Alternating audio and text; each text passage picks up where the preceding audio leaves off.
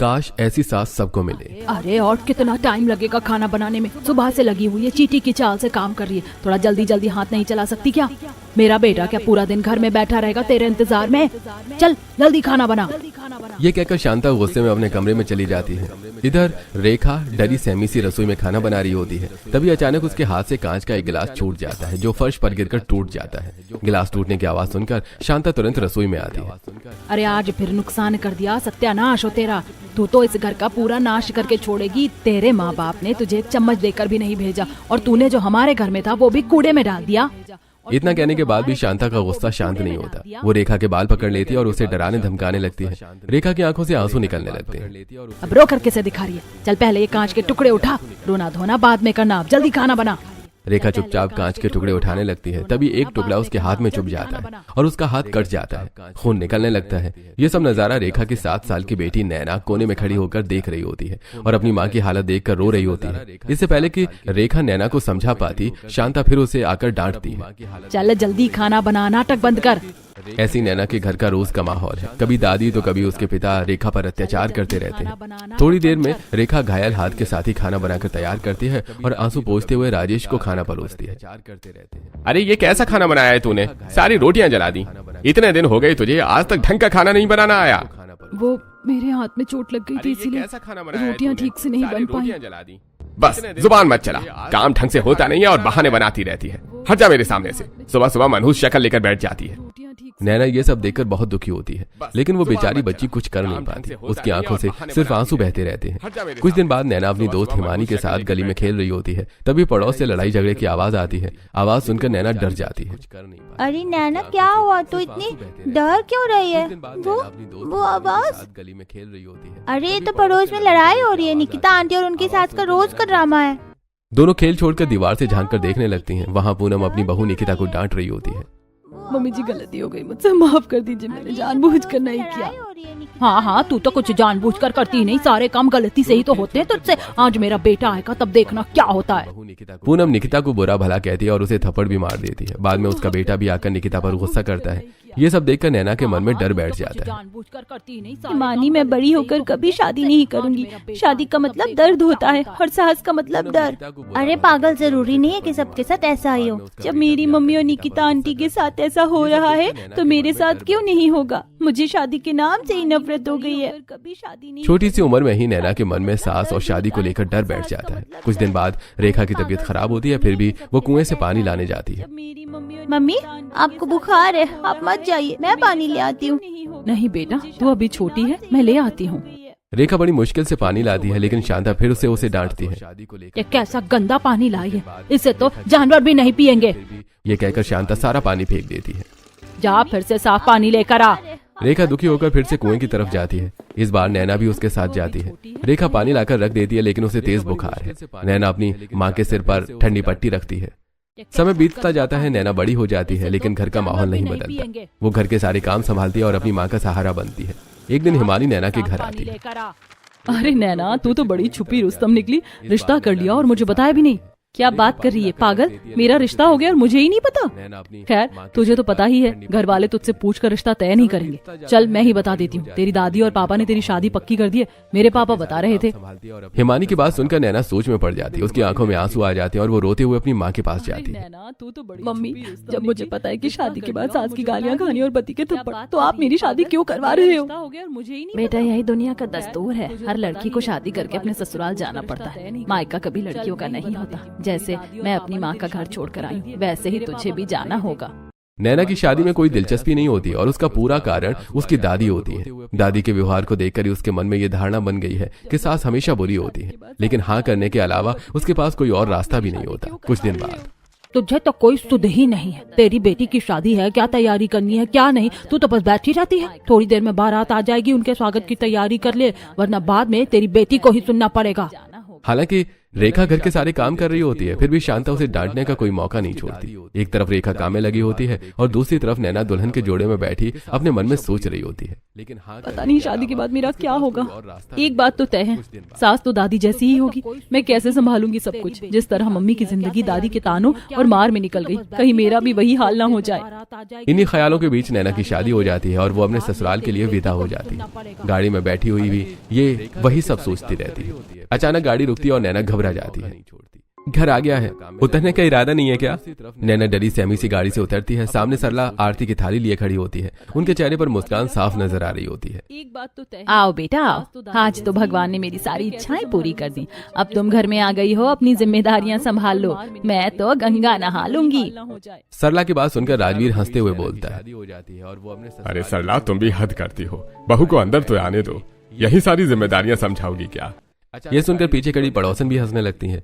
सरला नैना की आरती करती है, तिलक लगाती है और फिर उसे दाहिने पैर से कलश गिराने को कहती है। नैना कलश तो दाहिने पैर से गिरा देती है, लेकिन घर में प्रवेश उल्टे पैर से कर लेती है। ये देखकर पड़ोसन टोकती है, अरे बहू ये क्या, उल्टे पैर से घर में प्रवेश नहीं करते? अरे कोई बात नहीं, बच्ची है, हो जाती हैं ऐसी छोटी छोटी गलतियाँ। आओ बेटा अंदर आओ। सरला नैना से बहुत प्यार से बात कर रही होती है, लेकिन नैना के मन में तो बचपन से ही बुरी सास का डर बैठा हुआ है, इसलिए उसका डर इतनी आसानी से नहीं जाता। कुछ रस्में पूरी होने के बाद पड़ोसन अपने घर चली जाती है। फिर सरला नैना से कहती है, नैना बेटा, मैं बहुत थक गई हूँ तेरी शादी की तैयारियों में। सारा काम मैंने ही संभाला है। चल तुझे तेरा कमरा दिखा देती हूँ, तू भी आराम कर ले, बाकी रस्में सुबह देखेंगे। सरला नैना को उसके कमरे तक छोड़ाती है। देखकर पड़ोसन टोकती है, अरे मैं बहुत थक गया हूँ यार, शादी में कितनी भाग दौड़ होती है। तुम भी ये भारी लहंगा और गहने उतार दो और सो जाओ। और हाँ, लाइट बंद कर देना, मुझे लाइट में नींद नहीं आती। रोहन सामान्य तरीके से बात करता है। नैना समझ ही नहीं पा रही होती है कि उसका पति और सास कैसे हैं। इन्हीं ख्यालों में वो पूरी रात ठीक से सो भी नहीं पाती। सुबह होती उसकी आंख लगती है तो देर से उठती है। नैना जैसे उठती है घड़ी की तरफ देखती है। ये भगवान 6 बज गए हैं, आज तो मेरी पहली रसोई है। ससुराल में पहला दिन है और मैं पहले ही दिन लेट हो गई। मेरी सास क्या सोचेंगी और मेरा पति, कहीं मेरी सास दादी की तरह मुझ पर गुस्सा तो नहीं करेंगी? नैना की बुदबुदाने की आवाज सुनकर रोहन उसकी तरफ मुड़ता है। अरे नैना रिलैक्स, कुछ नहीं हुआ है। वैसे भी घर में इतनी जल्दी कोई नहीं उठता। तुम आराम से नहा लो, तैयार हो जाओ, उसके बाद नीचे आ जाना। रोहन की बात सुनकर नैना को थोड़ी शांति मिलती है। वो नहाकर अच्छे से साड़ी पहनती है, सिर पर पल्लू रखती है और धीरे धीरे नीचे हॉल में आती है, जहाँ उसकी सास और ससुर पहले से बैठे होते हैं। वो पूरी रात उठ गई बेटा? मम्मी वो सॉरी, मुझे माफ कर दीजिए, थोड़ी उठने में लेट हो गई। पता नहीं कैसे आंख नहीं खुली, रात को नींद नहीं आई थी। अरे बस बस बेटा, कोई बात नहीं। क्या हो गया, तो इतनी डरी हुई क्यों है? तुम्हें कोई कुछ कह रहा है क्या लेट उठने पर? नहीं बेटा घबराओ मत, नया घर है तुम्हारे लिए, सब कुछ नया है। एडजस्ट करने में थोड़ा समय लगेगा, ये बात हम भी समझते हैं। तुम डरो मत, वैसे भी मैं तुम्हारे बाप जैसा हूँ और ये तुम्हारी माँ जैसी, कोई तुम्हें कुछ नहीं कहेगा। सरला और राजवीर नैना से बहुत प्यार से बात करते हैं और उसे समझाने की कोशिश करते हैं, लेकिन नैना के अंदर का डर इतनी जल्दी जाने वाला नहीं था। मम्मी आज तो मेरी पहली रसोई है, तो आप मुझे बता दीजिए कि क्या बनाना है। तुझे मैं ऐसी सास दिखती हूँ क्या जो नई बहू से आते ही सारा काम करवाऊँ? और रही बात पहली रसोई की, तो आजा, मैं हलवा बना रही हूँ, तो बस उसमें कड़छी चला देना, हो जाएगी तेरी पहली रसोई। और काम तो तू तभी करेगी जब तेरे हाथों से मेहंदी का रंग छूट जाएगा। वैसे भी नई बहू से ज्यादा काम नहीं कराना चाहिए। सरला की बात सुनकर नैना के चेहरे पर हल्की सी मुस्कान आ जाती है, लेकिन मनी मन वो कुछ और ही सोच रही होती है। मुझे पता है मेरी सास इतनी स्वीट क्यों बन रही है। अभी मैं नई नहीं हूँ ना, असली रूप तो शादी के कुछ दिनों बाद ही देखने को मिलेगा। नैना को लगता है कि उसके ससुराल वाले उसके सामने अच्छा बनने का नाटक कर रहे हैं। असलियत में तो वही गांव वाली सास जैसी ही होगी। इसी सोच के साथ नैना रसोई में जाती है और वहां उसकी सास पहले ही सारा खाना बना चुकी होती है और कढ़ाई पर हलवा चढ़ा होता है। वो नैना से बस 1-2 कड़छी चलवा लेती है, उसके बाद दोनों मिलकर सारा खाना डाइनिंग टेबल पर रख देती हैं। सभी लोग बैठकर खाना खाते हैं। जैसे ही हलवा खाया जाता है तो अरे वाह, कितना अच्छा हलवा बनाया है मेरी बहू ने। हलवे में तो आज अलग ही मिठास आ रही है। क्यों सरला, सही कह रहा हूँ ना मैं? हाँ जी बिल्कुल, मेरी बहू के हाथ जो लगे हैं इसमें। मम्मी पापा की बातें सुनकर रोहन मुस्कुरा देता है। अरे बस मम्मी पापा, और एक्टिंग करने की जरूरत नहीं है। जिस दिन ये पूरा खाना बनाएगी ना, उस दिन कर लेना तारीफ। नहीं क्यों, इतनी तो बनाई है, बहुत अच्छा हलवा बनाया है। और ये लो तुम्हारी पहली रसोई का नेक। सरला और राजवीर नैना को पहली रसोई का नेक देते हैं। सरला उसे आराम करने के लिए कमरे में भेज देती है। इस तरह नैना का ससुराल में पहला दिन बहुत अच्छे से बीत जाता है। अगली सुबह होती है, नैना नहा धोकर तैयार होकर मंदिर में पूजा करती है और फिर रसोई में जाकर चाय नाश्ता बना देती है। उसके बाद वो अपने सास ससुर को चाय देती है। बेटा घर का बाकी काम मैं देख लूंगी, तो दोपहर में तैयार रहना, मोहल्ले की कुछ औरतें आएंगी तुझे देखने के लिए। वो कल नहीं आ पाई थी किसी वजह से। सरला की बात सुनकर नैना सहमति में सिर हिला देती है और अपने कमरे में चली जाती है। थोड़ी देर बाद मोहल्ले की कुछ औरतें घर पर आती हैं। क्यों सर? अरे सरला, कहाँ है तेरी बहू? जरा बुला तो, हम भी देखें तो अपने इकलौते बेटे के लिए कैसी दुल्हन लाई है। हाँ बहन, बुलाओ अपनी बहू को। अरे आप लोग बैठो तो सही, मैं अभी बुलाती हूँ। सरला नैना को आवाज लगाती है। नैना बड़े संभल कर सिर पर पल्लू रखे पड़ोसनों के सामने आती है। पहले हाथ जोड़कर नमस्ते करती है और फिर सबके पैर छूती है। अरे सरला, तेरी बहू तो बड़ी संस्कारी है। आज के मॉडर्न जमाने में भला कौन किसी के पैर छूता और सिर पर पल्लू? आजकल की बहुएं तो रखना ही पसंद नहीं करती। हमने नैना पर कोई जोर जबरदस्ती नहीं की है। ये रही मेरी बहू, तुम खुद पूछ लो, अपनी मर्जी से रखा है इसने पल्लू। हाँ, यही तो संस्कार होते हैं जो अपनी मर्जी से किए जाए, जबरदस्ती से नहीं। सभी पड़ोसन एक दूसरे की बात में हाँ में हाँ मिलाती हैं। उधर सरला नैना को रसोई में भेज देती है ताकि वो पड़ोसनों के लिए चाय नाश्ता बना सके। नैना रसोई में जाकर सोचती है, मुझे तो ये भी नहीं पता कि घर में सामान कहाँ रखा है। मम्मी जी ने अब तक मुझसे कोई काम नहीं करा। अब मैं कैसे बनाऊं इन सब के लिए चाय और नाश्ता? नैना घबराहट में जल्दी जल्दी चीनी, चाय पत्ती और बाकी सामान ढूंढने लगती है। अचानक उसके हाथ से एक कांच का डिब्बा छूट जाता है और सारी चीनी फर्श पर बिखर जाती है। आवाज सुनते ही सरला घबराकर दौड़ती हुई रसोई में आती है। मम्मी, मैंने कुछ नहीं किया, ये गलती से गिर गया। मुझे सामान मिल नहीं रहा था, मैं ढूंढने की कोशिश कर रही थी, पता नहीं कैसे गिर गया। अरे बेटा कोई बात नहीं, गलती से ही तो गिरा है, हो जाती हैं गलतियाँ। पहले तुम रोना बंद करो। रो क्यों रही हो? मैंने तुम्हें कुछ कहा भी नहीं। नैना को डरे हुए देखकर सरला थोड़ा रुक कर कहती है, चलो तुम एक काम करो, जाकर उन पड़ोसनों के पास बैठो, मैं खुद चाय लेकर आती हूँ। सरला बड़े प्यार से नैना को रसोई से बाहर भेज देती है और खुद चाय बनाकर ले आती है। सब औरतें बैठकर चाय पीती हैं, हंसी मजाक करती हैं और थोड़ी देर बाद एक एक करके वहाँ से चली जाती हैं। उधर शाम को रोहन ऑफिस से घर आता है। पड़ोसन एक दूसरे की बात, नैना मेरे कपड़े कहाँ हैं और मेरी चप्पल? मेरा सामान जहाँ रखा होता है वहीं होना चाहिए, मेरे सामान के साथ छेड़छाड़ करने की कोई जरूरत नहीं है। रोहन की कड़क आवाज सुनकर नैना घबरा जाती है। जी, ये रहे आपके कपड़े और चप्पल भी, और तौलिया मैंने बाथरूम में टांग दिया है, आप नहा लीजिए। रोहन गुस्से में ही बाथरूम में चला जाता है, लेकिन जैसे ही वो अंदर जाता है, नैना यहाँ तो तौलिया है ही नहीं, कहाँ रहता है तुम्हारा ध्यान? कोई काम ढंग से नहीं कर सकती तुम। रोहन की तेज आवाज पूरे घर में गूंज जाती है। नैना ये सुनते ही कांप जाती है और उसकी आंखों से आंसू बहने लगते हैं। रोहन की आवाज सरला के कानों तक भी पहुंचती है। रोहन, तू बहू से ऐसे बात कर रहा है? तो कैसे बात करूं? क्या पूजा करूं इसकी? ये कोई छोटी बच्ची है क्या जो मेरी आवाज से डर गई? अरे जब कोई इंसान नहाने जा रहा हो तो बाथरूम में तौलिया होना चाहिए या नहीं होना चाहिए? कहा भी नहीं। आप इसे समझाइए कुछ। रोहन का गुस्सा देखकर नैना और जोर जोर से रोने लगती है। सरला उसे संभालती है और रोहन को 2-4 खरी खोटी सुनाकर वहाँ से चली जाती है। जिस बात का डर था वही हुआ। आखिर कौन सा पति अपनी पत्नी के साथ हमेशा अच्छा रहता है? तो मैं कौन सा कोई खास हूँ? मेरे साथ भी यही होना था, ये तो पहले से तय था।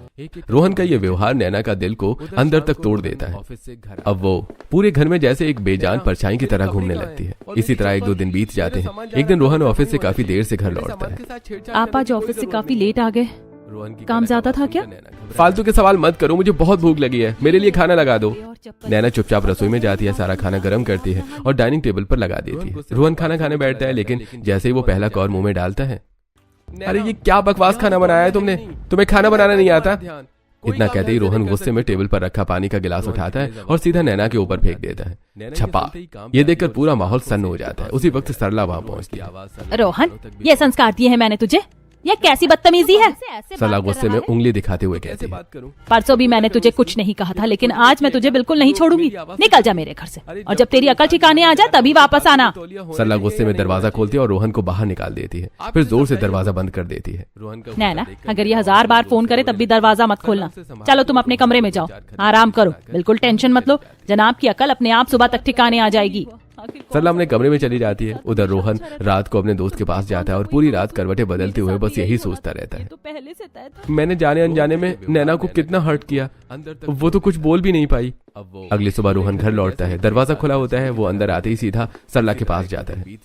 मम्मी, मुझसे गलती होगी, मुझे प्लीज माफ कर दो। आपको पता है ना काम का कितना प्रेशर रहता है। मैं सुबह जल्दी जाता हूँ और देर से आता हूँ, लेकिन जब नैना सवाल पूछती है तो मुझे गुस्सा आ जाता है। रोहन, अपने काम की भड़ास मेरी बहू पर मत निकाल। आज के बाद तू उससे ऊंची आवाज में बात नहीं करेगा और माफी मुझसे नहीं, नैना से मांग। रोहन शर्मिंदा होकर नैना के सामने आता है। सॉरी नैना, मुझसे गलती हो गई। रोहन को इस तरह देखकर नैना हल्का सा मुस्कुरा देती है। घर का माहौल फिर से हल्का हो जाता है। इस तरह सब लोग हंसी खुशी बैठकर नाश्ता करते हैं और धीरे धीरे कुछ दिन बीत जाते हैं। एक दिन नैना बालकनी में कपड़े सुखा रही थी, तभी अचानक उसे पड़ोस के घर से किसी के चिल्लाने की आवाज सुनाई देती है। सत्यानाश हो गया, आज फिर नुकसान कर दिया तूने। पूरे 40,000 का आया था ये बड़ा टीवी, अब कौन भरेगा इसका हर्जाना? तेरे बाप ने तुझे खुद तो 1 रुपए का सामान देकर नहीं भेजा, और जब से तू हमारे घर में आई है नुकसान पर नुकसान किए जा रही है। पता नहीं कौन सी मनूस घड़ी थी जब तू इस घर में बहू बनकर आई थी। मम्मी, मैंने जानबूझकर नहीं किया, मैं तो बस यहाँ से गुजर रही थी। मेरा यकीन मानो, मैंने टीवी को हाथ भी नहीं लगाया। तो तू ये कहना चाहती है कि टीवी अपने आप दीवार से गिर गया? चली जा मेरी नजरों के सामने से। संगीता गुस्से में सोफे पर पड़ा रिमोट उठाकर कीर्ति की ओर जोर से फेंक देती है। ये सब देखकर नैना की आंखें फटी की फटी रह जाती हैं। हे भगवान, इस बेचारी पर कितना जुल्म हो रहा है। इसकी हालत तो बिल्कुल मेरी माँ जैसी है। शुक्र है भगवान का कि मेरी सास इतनी अच्छी है। भगवान मेरी सास जैसी सास सबको देना। ये सोचते हुए नैना नीचे हॉल में आ जाती है, जहाँ सरला बैठी होती है। लगता है आज फिर ये संगीता अपनी बहू के साथ लड़ रही है। अरे बड़ी ही बदतमीज औरत है ये। इस बहू का जीना हराम कर रखा। जिस दिन से ये घर में आई है, इसे एक दिन भी सुकून से नहीं रहने दिया इन दोनों माँ बेटों ने। सरला ये कहकर संगीता के घर जाती है और उसे समझाने की कोशिश करती है। सरला बहन, तुम्हें मिल रही है ना अच्छी बहू, इसीलिए बड़ी बड़ी बातें कर रही हो। अरे ये कीर्ति तेरे घर की बहू होती ना तो तुझे दाल रोटी के भाव पता चल जाते। मैं ही झेल रही हूँ इस बैल बुद्धि को। इसमें तो एक आने का भी दिमाग नहीं है। ये है ही पिटने के लायक। लातों के भूत हैं, बातों से नहीं मानते। संगीता बहन, इतना भी क्या कलेश करना। जब वो कह रही है कि गलती से हुआ है तो जाने दो बात को। इतना कहने के बाद सरला चुपचाप वहाँ से वापस आ जाती है। इसी तरह 1-2 दिन बीत जाते हैं। एक दिन राजवीर बाजार से लौटते हैं, हाथ में खाने का थैला लिए हुए। अरे नैना बेटा, अरे कहाँ हो तुम? देखो मैं तुम्हारे लिए क्या लाया हूँ। नैना अपने कमरे से बाहर आती है। राजवीर थैला उसके हाथ में पकड़ा देते हैं। नैना बैग खोलकर देखती है, उसमें बर्गर, समोसे और मोमोज होते हैं। पापा जी, इतना सारा सामान मेरे अकेले के लिए लाने की क्या जरूरत थी? अरे बेटा, मुझे नहीं पता था ना कि तुझे फास्ट फूड में क्या पसंद है, इसलिए मैं थोड़ा थोड़ा सब कुछ ले आया। अपने ससुर का इतना प्यार देखकर नैना की आंखों में आंसू आ जाते हैं। कभी मेरे सगे पापा ने भी मेरी मन की इतनी परवाह नहीं की, और ये मेरे ससुर होकर भी मेरा कितना ख्याल रखते हैं। भगवान मेरे इस परिवार को किसी की नजर ना लगे। कुछ दिन और बीत जाते हैं। एक दिन रोहन बहुत खुश होकर ऑफिस से घर आता है। मम्मी, नैना, कहाँ हो आप सब? एक गुड न्यूज है। क्या हुआ, क्यों इतना शोर मचा रखा है? मम्मी, जिस प्रोजेक्ट पर मैं काम कर रहा था वो पूरा हो गया है और उसका पूरा क्रेडिट मुझे मिला है। मेरा प्रमोशन भी हो गया है। अरे वाह, ये तो बहुत अच्छी बात है। नैना बेटा, जरा सबका मुंह मीठा तो कराओ। नैना रसोई में जाकर मिठाई लाती है। पहले भगवान को भोग लगाती है और फिर सबको खिलाती है। अच्छा चलो, अच्छा है। वैसे यही वो प्रोजेक्ट था ना जिसकी वजह से तू नैना पर गुस्सा कर रहा था? हाँ पापा, उसके लिए मैंने सॉरी बोल दिया है ना। हाँ, बार बार क्यों याद दिला रहे हो? अरे सिर्फ सॉरी बोलने से काम नहीं चलेगा। आज तो बहू को बाहर लेकर जा। देख, शादी के बाद से तू कहीं उसे घुमाने भी नहीं ले गया। अरे ठीक है पापा, बाहर घूमने का अभी समय नहीं है, लेकिन मैं इसे आज डिनर पर जरूर ले जाऊंगा। रोहन नैना को तैयार होने के लिए कहता है। सरला और राजवीर का व्यवहार तो नैना के साथ बहुत अच्छा है, लेकिन रोहन से वो अब भी थोड़ा डरी हुई रहती है। रोहन और नैना डिनर के लिए एक रेस्टोरेंट जाते हैं। अरे ये मेरा फेवरेट रेस्टोरेंट है, यहाँ सब कुछ मिलता है जो मुझे पसंद है और स्वाद भी 1 नंबर। तुम ट्राई करो ये नूडल्स और ये सुशी और ये राइस रोल्स। रोहन तो बड़े मजे से सब खा रहा होता है, लेकिन नैना के लिए सब बिल्कुल नया होता है। उसे तो ठीक से चम्मच पकड़ना भी नहीं आ रहा था। रोहन की नजर जैसे ही नैना पर पड़ती है वो सब समझ जाता है। फिर वो बड़े प्यार से फोक पकड़कर उसे खाना खिलाता है। नैना भी धीरे धीरे खाना एंजॉय करने लगती है, लेकिन रोहन को लगता है कि शायद उसने पेट भरकर नहीं खाया। दोनों रेस्टोरेंट से बाहर निकलते हैं। रास्ते में एक आइसक्रीम वाला दिखता है। आइसक्रीम, मुझे आइसक्रीम खानी है। नैना को इस तरह मासूमियत से बोलते हुए देखकर रोहन के चेहरे पर प्यारी सी मुस्कान आ जाती है। वो 2 आइसक्रीम लेकर आता है। दोनों हंसते बोलते बातें करते हुए घर लौट आते हैं। उन्हें इस तरह साथ में खुश देखकर सरला और राजवीर भी बहुत खुश होते हैं। इसी तरह कुछ दिन और बीतते हैं। एक दिन गली में चूड़ी बेचने वाला आता है। सरला उसे रोककर नैना के लिए सुंदर चूड़ियां खरीदती है। ये सब देखकर कीर्ति दूर खड़ी सोचती है, नैना कितनी किस्मत वाली है जो उसे इतनी अच्छी सास मिली है। कितना ख्याल रखती है चाची उसका। ऐसी सास सबको मिले। कीर्ति यही सब सोच रही होती है कि तभी वहाँ संगीता आ जाती है और उसे डांटते हुए अंदर ले जाती है। ऐसे कुछ दिन बीत जाते हैं। इधर संगीता की बेटी रितिका की नई शादी हुई होती है। संगीता अपनी बेटी को उल्टी सीधी सीख देकर ससुराल भेजती है। एक दिन मोहल्ले की सभी औरतें मंदिर के कीर्तन से वापस आ रही होती हैं। अरे तुम सारी बातें छोड़ो, मोहल्ले में सबसे अच्छी बहू तो सरला को मिली है। बहुत ही संस्कारी बहू है उसकी। अरे वो तो ठीक है, लेकिन बहू की तबीयत भी अच्छी होनी चाहिए। हाँ तुम सही कह रही हो बहन। कितनी हट्टी कट्टी थी कीर्ति जब शादी करके आई थी, लेकिन संगीता के कलेश ने उसे पूरा सुखा दिया है। और वो अंकित भी तो अपनी माँ की बात मानकर बहू पर जुल्म करता है। कोई बात नहीं, अब तो उसकी बेटी की शादी हो गई। जब उसकी बेटी के साथ यही सब होगा तब उसे बहू का दर्द समझ आएगा। इस तरह पड़ोसन बातें करते हुए अपने अपने घर चली जाती हैं। अगले दिन नैना और सरला मिलकर आंगन साफ कर रही होती हैं, तभी कीर्ति वहाँ से गुजरती है। कीर्ति, कहाँ जा रही थी? तुम आजकल दिखती भी नहीं हो। नहीं, बस घर के कामों में लगी रहती हूँ। मैं कहाँ जाऊंगी, दिन भर यहीं रहती हूँ। नैना कीर्ति से बात करने लग जाती है। इतने में सरला पूरा आंगन साफ कर देती है और नैना को कुछ भी नहीं कहती। नैना, तुम तो बहुत किस्मत वाली हो, तुम्हें इतनी अच्छी सास मिली है। ऐसी सास सबको मिले। कीर्ति नैना से बात ही कर रही होती है कि तभी संगीता वहाँ आ जाती है। पूरा दिन इधर उधर की बातें करने से फुर्सत मिल गई हो महारानी, तो अपने घर में भी ध्यान दे लेना। दोपहर के 2 बज गए, अब तक खाना नहीं बना, कब बनाओगी? भूख के मारे मेरी जान निकल रही है। संगीता की बात सुनते ही कीर्ति तुरंत वहाँ से चली जाती है और घर में जाकर काम करने लगती है। लेकिन तभी संगीता रसोई में आती है और कीर्ति का हाथ मरोड़ देती है। पड़ोसन की बहुओं के सामने मेरी चुगली कर रही थी। रुक जा, आज तेरे पति को आने दे, अभी शिकायत करती हूँ। जब गाल पर 2 थप्पड़ पड़ेंगे ना, तब अकल ठिकाने आएगी। संगीता जोर से कीर्ति का हाथ मरोड़ देती है। उसे बहुत दर्द होता है और वो रोने लगती है। उसकी आवाज पड़ोसियों तक भी पहुंच जाती है। शाम को जब अंकित घर आता है तो संगीता उसके सामने बात को बढ़ा चढ़ाकर बताती है। कितना ख्याल रखती है। मेरी माँ से जुबान लड़ाने की जरूरत नहीं है, अपने काम से काम रखा करो। इतना कहकर अंकित कीर्ति को थप्पड़ मार देता है। एक तरफ कीर्ति है जिस पर उसकी सास और पति दोनों ही अत्याचार करते हैं, और दूसरी तरफ नैना है जिसके सास ससुर इतने अच्छे हैं कि उन्होंने रोहन को भी सीधा कर रखा है। कुछ दिनों बाद नैना और रोहन की शादी की सालगिरह आती है। नैना ये दिन भूल जाती है, लेकिन सरला और राजवीर को याद रहता है। ना तो मेरा कोई छोटा बेटा है और ना ही बेटी, जो आज रोहन और नैना के लिए कुछ सरप्राइज प्लान कर दे। चलो शाम के लिए एक केक मंगवा लेते हैं। तभी रोहन वहाँ आ जाता है। आप दोनों हमारे लिए इतना सोचते हैं, वही बहुत है। आप अपनी बहू की चिंता मत कीजिए, उसके लिए मैंने सरप्राइज प्लान कर रखा है। रोहन बहाने से नैना को घर से बाहर ले जाता है। आप मुझे पहले ये तो बताइए कि हम कहाँ जा रहे हैं? अरे पहले पार्लर चलेंगे। देखो, तुमने आखिरी बार बाल कब कटवाए थे, याद भी नहीं है तुम्हें। फिर शॉपिंग करेंगे, बाहर डिनर करेंगे और फिर एक स्पेशल जगह पर जाएंगे। ये सब सुनकर नैना बहुत खुश हो जाती है। रोहन उसे पार्लर ले जाता है, फिर उसे एक प्यारी सी साड़ी देता है। उसके बाद वो उसे एक खास जगह ले जाता है जहाँ उसने सरप्राइज प्लान किया होता है। बस कुछ सेकंड्स और। रोहन नैना की आंखों की पट्टी हटाता है। सामने एक खूबसूरत सा कैंडल लाइट डिनर सजा होता है और केक पर लिखा होता है हैप्पी एनिवर्सरी माई लव। नैना को याद आता है कि आज उनकी सालगिरह है जिसे वो भूल गई थी। दोनों मिलकर अपनी सालगिरह मनाते हैं और फिर घर लौट जाते हैं। घर पर सरला और राजवीर ने भी उनके लिए एक छोटा सा केक मंगवाया होता है। सभी मिलकर केक काटते हैं और खुशी खुशी दिन बिताते हैं। अगली सुबह संगीता के घर से फिर जोर जोर की आवाजें आने लगती हैं। ये आवाज किसी और की नहीं बल्कि कीर्ति के रोने की होती है। सरला तुरंत भागकर संगीता के घर जाती है। संगीता बहन, सुबह सुबह कौन सी आफत आ गई? क्यों इस बेचारी बच्ची पर जुल्म कर रहे हो तुम दोनों माँ बेटे? अंकित, तुम्हें तो शर्म आनी चाहिए, ये भी किसी की बेटी है। कभी कभी इंसान दूसरों के साथ जो करता है वही उसके पास लौट कर आता है। बस फर्क इतना होता है कि जब तक सच समझ पाता है तब तक बहुत देर हो चुकी होती है। तो माँ बेटे इसके साथ जैसा बर्ताव करते हो इसे भी बुरा लगता होगा। अरे भगवान ना करे जैसा तुम कीर्ति के साथ करते हो वैसा रितिका के साथ हो जाए तो तुम लोगों को कैसा लगेगा? सरला चुप हो जा। रितिका और इसकी कोई बराबरी नहीं है। मेरी बेटी में अच्छे संस्कार हैं। ये कीर्ति तो किसी काम की नहीं है, काम भी ढंग से नहीं करती है। आप लोगों के लिए कहना आसान है आंटी, एक दिन इसे झेल कर देखो। हमारे घर का क्या हाल कर रखा है इसने। कभी टीवी तोड़ देती है, कभी बर्तन फोड़ देती है, खाना समय पर नहीं बनाती और पूरा दिन सोती रहती है। हाँ, मुझे भी पता तुम दोनों इससे कितना काम करवाते हो, लेकिन फिर भी मैं ये कहूँगी बच्ची है, थोड़ा प्यार से काम लिया करो। सरला किसी तरह अंकित को समझाकर अपने घर लौट आती है, लेकिन घर लौटते वक्त उसके मन में एक अजीब सी बेचैनी रह जाती है, जैसे कुछ बहुत गलत हो रहा हो और वो उसे रोक नहीं पा रही हो। इसी तरह कुछ दिन बीत जाते हैं। एक रात करीब 12 बजे पूरा मोहल्ला गहरी नींद में डूबा होता है। तभी अचानक एक कार के रुकने की तेज आवाज गूंजती है। राजवीर जी सुनिए, ये कैसी आवाज आई? इतनी रात को कौन आया होगा मोहल्ले में? अरे सुबह देख लेना जो भी होगा, अभी मुझे बहुत नींद आ रही है, सोने दो।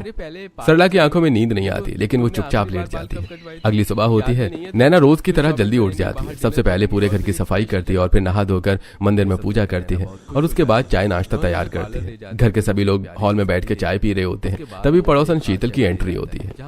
सरला, तुम्हें कुछ पता लगा क्या? किस बारे में कह रही हो बहन? मैं तो अभी थोड़ी देर पहले ही उठी हूँ। रात को तबीयत ठीक नहीं थी। अरे वही संगीता की बेटी, सुना है ससुराल से कल रात भाग कर आ गई। क्या सच में? मैं तो रात को जाग रही थी, लेकिन इतनी देर हो गई थी कि देखने नहीं गई। तो फिर रितिका ही आई होगी। हाँ, और मुझे तो कुछ ठीक नहीं लग रहा। चल जाकर देखते हैं आखिर मामला क्या है। सभी मिलकर केक। सरला और शीतल दोनों जल्दी जल्दी संगीता के घर की तरफ बढ़ते हैं। जैसे वो अंदर पहुंचते हैं वहां का दृश्य देखकर दोनों ठिठक जाते हैं। रितिका अपनी माँ की गोद में सिर रखे बैठी होती है और लगातार रो रही होती है।